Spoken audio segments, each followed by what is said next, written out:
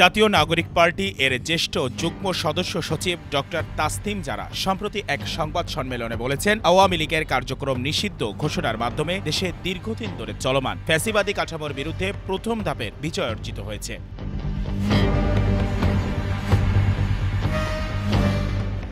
এই সংগ্রাম জনগণকে সঙ্গে নিয়ে চালিয়ে যেতে হবে।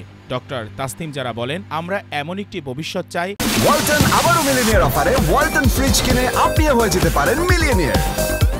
মিলিনিয়ার ছড়াছড়ি দেশ জুড়ে, এটা শুধু ওয়ালটনই পারে। যেখানে আর কোনো রাজনৈতিক দল জনগণের কণ্ঠরোধ করতে না পারে, অধিকার হরণ করতে না পারে, সেই লক্ষ্যে অর্জনে সকলের ঐক্য ও সক্রিয় অংশগ্রহণ একান্ত প্রয়োজন।